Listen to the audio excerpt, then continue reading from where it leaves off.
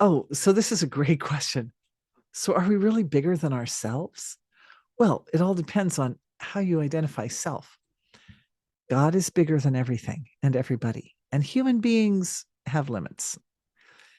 Uh, we, again, if we think about that chart, at the top of the chart, there are a lot of limits. And are we bigger than something? Are we bigger than the form of our body? Yes. But our body is limited. It is not bigger than it is. Our body is only as big as it is. Our minds are less limited or bound or constrained by the laws of nature, but also our minds are only so big. And the emotional foundation of our being is only so big. And the limits on the form of the mental and emotional body are absolutely correlated with the stability and flexibility of the nervous system. So when the nervous system is more stable in what is good and life supporting and more flexible around what is not good. So flexible means able to let go, yes? Able to dip into the purification process and allow the releasing of negativity and darkness from the being. The more stability and adaptability is in the nervous system, the more potential there is for the mental and emotional bodies to expand. And anyway, they're not bound by space at any way. So when I expand, I don't mean expand through the field of space. I mean expand through the whole field of creation. Expand into the living presence in the being. Expand into the presence, the divine presence.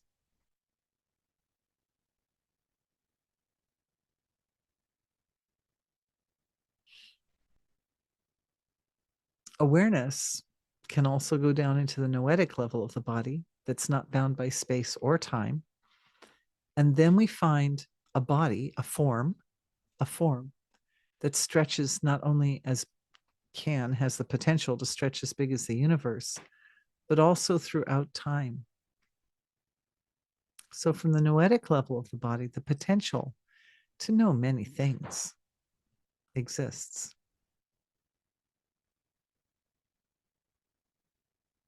Download for everyone on the living presence of the noetic body and the form of the noetic body.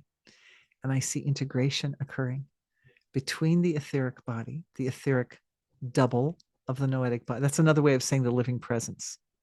Not to get you guys too confused, but the thing is, it's like Eskimos having a lot of words for snow and white. And it's like the ancient Romans having many words for death. You know, it's like whatever's important, you have to create lots of terms for it because we're looking at it from different angles and nuanced, right? So you have a noetic body, which is a form that is unbound by space and time, but is still form. And then we have a living presence within the noetic body.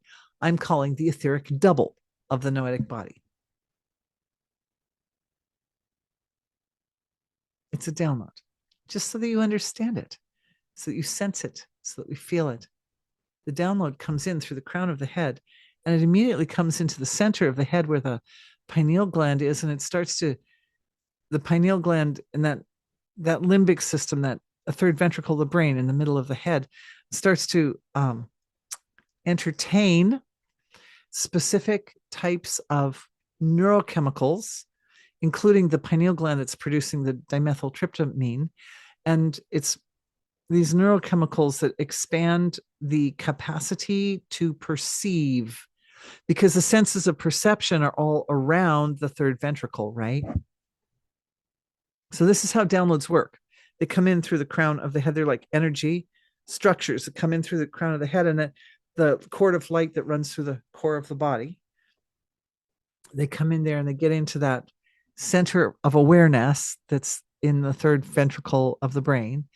And the little organs in there start to produce specific neurochemicals that enhance the perceptive capacity of the senses of perception, so that the senses of perception are not just perceiving what's on the surface of life at the physical material level, but are also getting used to.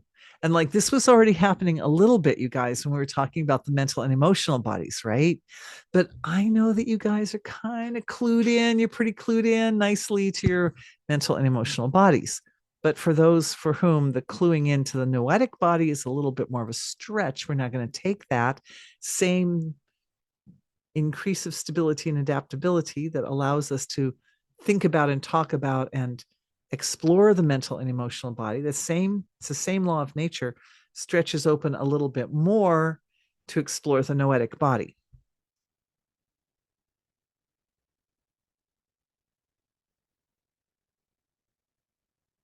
Silence helps.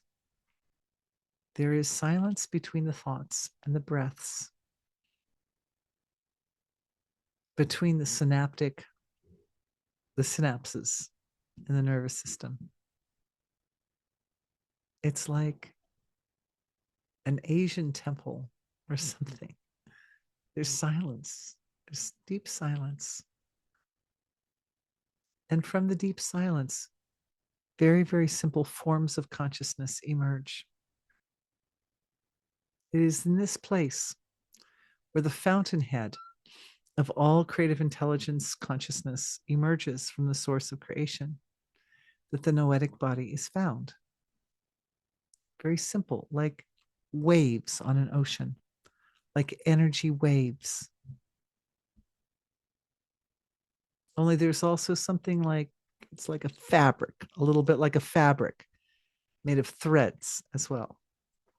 So you can think of it like waves of on the ocean or threads, like a fabric of a thick, but the fabric is able to kind of like move fluidly.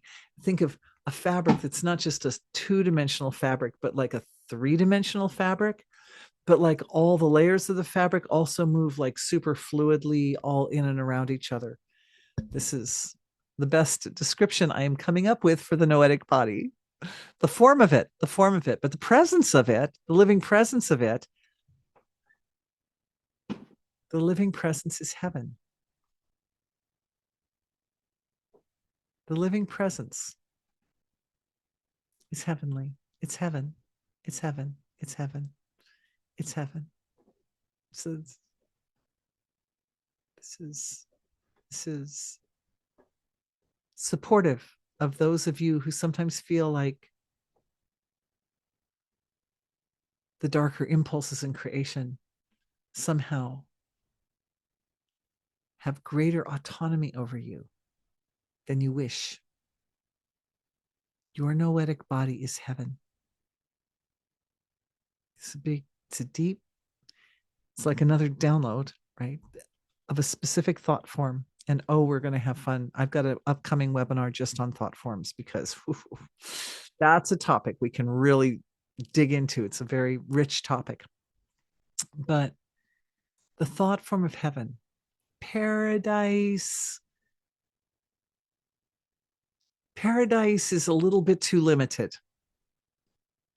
Heaven allows you to navigate difficult situations like an archangel, right? Like they're angels and archangels. And archangels are really good at dealing with problems. And so we think of them as being capable. It comes in.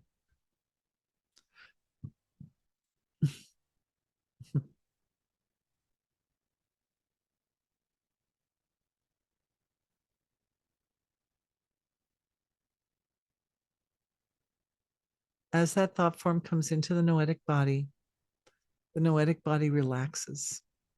It's able to relax a little bit and trust a little bit better. And when that relaxation and trust is there, the senses of perception, the way they show up at the noetic level of the form, those senses of perception are able to kind of open up and be a little more fluid and comfortable. They're able to exercise their potential a little better. This is a healing for refined perception, which is a power. I'm glad we're doing this. I'm glad we're joining together for this.